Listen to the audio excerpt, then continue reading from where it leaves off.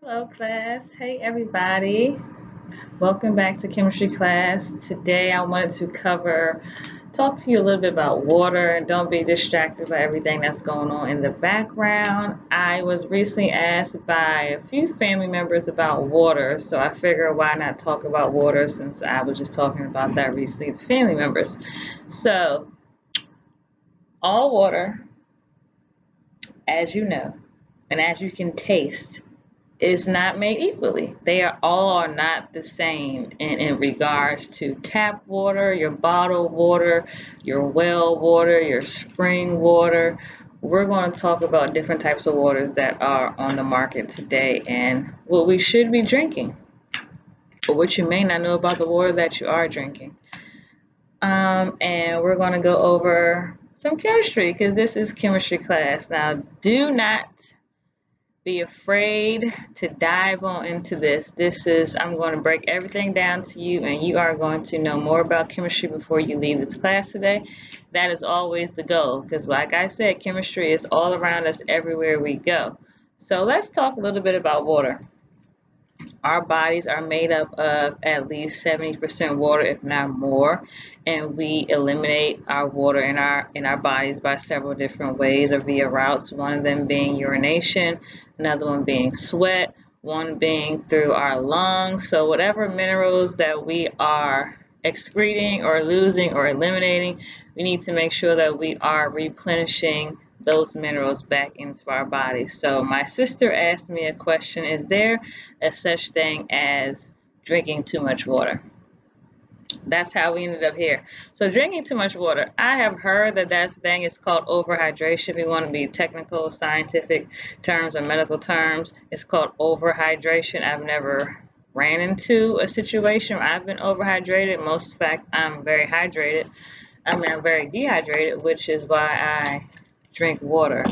Thus, sometimes I am thirsty, but in the best of ways. Excuse me. So, overhydration. So, how much water should we be drinking? She also asked me. Hmm. A goal, or I would say something that we do use in health promotion or health education, is that you should be drinking at least a gallon of water a day. And let's break it down in another way. So let's say I also tell people that they should drink half of their weight in ounces of water. So if you are 200 pounds and half of your weight in water would be 100 ounces. So you want to take half of your weight and you want to use that as ounces. So half of 200 is 100. That's going to put us at 100 ounces. Well, a gallon of water is 128 ounces. So if you are 200 pounds and you're only drinking 100 ounces of water, you're not meeting that target goal. Your target goal should at least be 128 ounces, which is a gallon.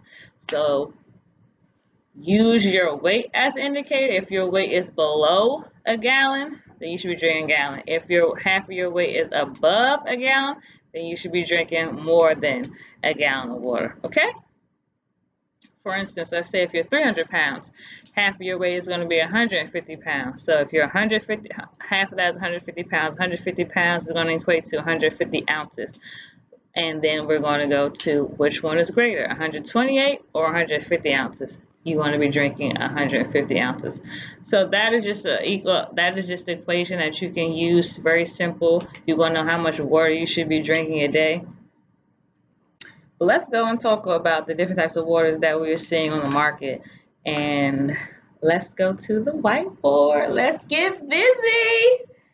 So we're going to talk about some points that we've covered in our previous chemistry classes. So you guys should know this and you should be very knowledgeable and proficient at this matter, especially at this time since we're going to be talking about it again.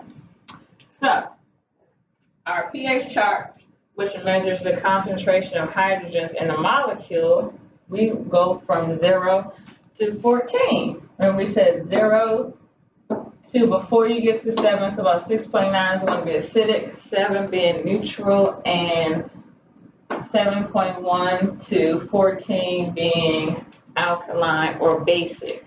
So what type of water are we drinking or what are we seeing on the market? So if we're going to stick to the acidic side, which Okay, so we're gonna stick to the acidic side. I'm sorry. We're going to talk about Aquafina. I used to drink Aquafina when I was a kid. Didn't really like the taste of it too much. Aquafina is a purified water, it's not a spring water. Spring waters are what you're typically going to find in your neutral section, or 7 or above being basic. Aquafina is not found over there, it is acidic. Dasani is also not a spring water. This is made by Coca-Cola Company. I never liked the taste of this. I always thought it had a weird taste, probably because it's also acidic. It's not a spring water. Deer Park, however, is a spring water, but off of a pH test I did not do myself. But from research, Deer Park is a spring water, but it has a acidic pH. Now we're going to move over to our neutrals, which you'll find Crystal Geyser being listed as a neutral. And Crystal Geyser has recently been in the newspaper. Shout out to my dad who brought this to my attention, that in their California facility, they were housing arsenic waste or arsenic water waste, and they were transporting it, and they got in trouble with Department of Transportation for transporting wastewater arsenic waste. But in the article, it did point out that this arsenic waste did not come from or it had anything to do with the bottled water. So they say, but if you want to take this time, go ahead and choose to do a different water until that's figured out or resolved. I would say that after Crystal Geyser, I drink Mountain Valley. Mountain Valley is a great water. Mountain Valley also comes in sparkling. And it's around a pH of 7.8 to 8.05. If we go to the pH chart, we know that that is around the alkaline area pH. Also, Evian has a alkaline pH. Zephyr Hills, excuse me if you can't read or it's not legible, Zephyr Hills is also in this area, either from neutral to alkaline. Getting over into the alkaline waters or manufactured alkaline waters, because there is a such thing as man-made alkalinity or there is just natural alkalinity. We're going to discuss that right now. So over in this area, you will see your Essentia. People go crazy for drinking Essentia. You'll see this new craze in the markets where they're selling a lot of Essentia. Well, just by going on Essentia website, you'll figure out and find out what they're doing to the water, how their water is processed and treated. And even on the bottle, it says a pH of 9.5 or greater. Well, why do they give you a scale of a pH? Why isn't it definitive? Well, when we go over to our beautiful demonstration or display, we'll talk a little bit more about what they do to treat their water and how it becomes man-made alkalinity or man-made alkaline. Under Essentia, you'll see Fiji. Fiji is also alkaline water, comes from artesian aquifer, but they have been in the news at some point in time about their water having levels of arsenic in it. So Fiji, do your research on Fiji if you don't want to drink Fiji, but it is supposed to be alkaline as far as from pH testing. I don't know if they have resolved the issues as far as arsenic being in their water, but that's something to look into. And then we have Smart Water. Smart Water also falls under the alkaline side of the pH scale, but it is not a spring water. It is purified water. Purified water meaning that it comes from a tap source. And we're going to talk about what is done to water and how water is treated and disinfected with certain types of chemicals, which is why you don't want to drink tap water. You always want to drink what? As we talked about, spring water. Spring water, spring water, spring water. It comes from a natural spring. Okay, so those waters you can find are Crystal Geyser, Mountain Valley, Evian, Zephyr Hills. There are also other spring waters, but these are the ones that I stick to. I haven't tried Zephyr Hills, but that's something I guess I can look into. I do drink Crystal Geyser every day, all day. Mountain Valley, Evian, Perrier. I didn't put Perrier on here. I'll do a separate chemistry class on Perrier or sparkling waters. So what we want to know about Essentia. Who out there is drinking Essentia? Probably everybody. Okay, so let's go over to the whiteboard. Hope that you guys can't see me over here. Okay, so what happens to Essentia? Essentia goes through a process called ionization or water splitting. And this process basically is going to be you putting the water, let's say, into a container. You're going to add a salt or acid, being as sodium hydroxide gets added to it, and then they're going to shock it. Like as if you had a battery with a positive and a negative charge, they're going to shock the water to treat it, right? And that shocking is going to break the water molecule into oxygen and hydrogen gas. And in that process, ions are going to be formed. Okay, they're everywhere. This is how we get Essentia. Essentia gets its alkaline pH from shocking their water, basically. Ionization or water splitting is how they get a 9.5 or greater pH. So remember, this is not a spring water. This is not a spring water. Man-made alkalinity. We don't want that. Right here is where we have natural alkalinity, and we have man-made alkalinity. So we want to stay away from those waters. So how is our tap water treated? Our tap water is treated with something called chlorine, which we all know from you grew up going to a swimming pool, and chloramine, or as well as fluorines, which is called water fluoridation. So in that tap water, because they say, oh, you need to add more fluorine to the water because we want to make sure that everybody has great teeth, their teeth don't decay. So they put fluorine in the water. They put chlorine and chloramine in the water to disinfect it, pull out all the grunge of everything that they're going to have from the piping and the sourcing of the water. That's what chlorine and chloramine is going to be for. But these chemicals or compounds, or even let's say minerals for what they call it, are not going to be natural or man-made minerals. These can be fluorine can be found in natural, can be found in the universe, but these minerals are going to come from, especially this one, are going to come from rock, not from a food. Our bodies are not designed to metabolize minerals that come from rock, but they are designed to metabolize minerals or utilize minerals that come from plants. That's called bioavailability. It's that when the mineral hits the bloodstream and goes through circulation, how effective is it? So it's highly effective when it comes from a plant, but not as effective when it comes from a rock. Okay, the rock that these fluorines come from, I believe, is called phosphorus rock. That phosphorus rock can contain limestone. That's calcium carbonate. If anyone's ever heard of limestone, why would you ever in your life want to drink something that comes from that? And this is why the pH ranges from about 3 to 3.55, making it acidic. And then chlorine can range from about a 6 to an 8.5. Remember, this is a disinfectant. This comes from phosphorus rock.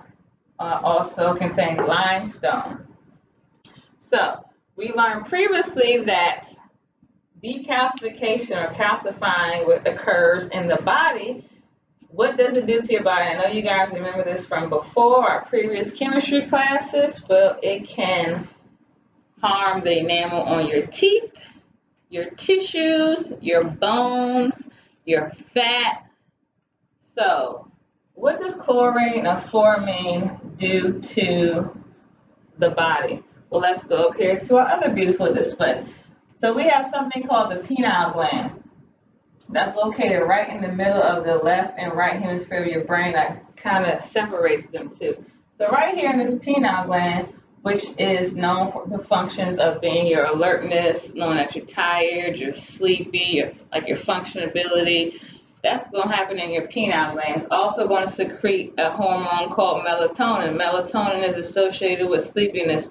I know that people that I know, I won't say who, they give children melatonin and it knocks them right out. Well, that's because it's associated with this pineal gland and the functions of that pineal gland. So if this gets decalcified, this pineal gland gets decalcified, we can add deposit of calcium to this pineal gland. Then that's going to affect which our pineal gland is also called third eye. So that's going to affect our alertness, our sleepiness, some points our cognition. It's going to affect the thinking that goes on in the brain. So we do not want to have our pineal gland be calcified, okay? That's what we don't want. So what we've discussed today in short form is the certain type of waters that are acidic to neutral to alkaline. We've discussed man-made alkalinity versus natural alkalinity. We've discussed the process what happens to essential water. Essential water is man-made alkalinity of a pH of 9.5 or greater. We've discussed what happens over there of breaking down or splitting of the water molecule, shocking it, and ions going everywhere, and that's how we get our pH of a 9.5 or greater. We discussed what tap water is, how it's treated, the fluorine, chlorine, the chloramine, and what that does to our pineal gland. It calcifies our pineal gland. We also discussed why the body was not built or designed to metabolize or utilize minerals that come from rock, but more so minerals that come from plants because of the bioavailability. We want to be able to use this when it enters our circulation, so our bloodstream. We don't want to be harmed when something enters our bloodstream, which happens when we intake minerals that come from rock. And for a last point, fluorines or fluorides you can also find in your toothpaste. I myself do not, no longer, I did as a kid and even as a grown adult until I became more knowledgeable. I do not use toothpaste that has fluoride. When I go to the dentist, I do not get fluoride treatments because that fluoride is man-made and it comes from phosphate rock, having a pH of about 3 to 3.55. So I would tell you that you would like to eliminate fluorines, fluorides. You don't want to drink tap water. You want to be drinking spring water. These are the spring waters that you can look into. Crystal Geyser, Mountain Valley, Evian, Zephyr Hills. You can look into Fiji if you like, but what we like to stay away from is Aquafina, Dasani, Deer Park, Essentia, and Smart Water. And my last point, fluorine is also a neurotoxin. That means that it's toxic to your nerve tissue. So why, again, we want to be intaking something that's going to be detrimental to our body instead of replenishing to our body and great to our body. So if you don't believe me, like I always tell you, go and do your research. But that's chemistry class in a nutshell, talking about water. And don't stay thirsty because we also discussed about hydration. We want to make sure that we're drinking enough water a day. And I see you guys later.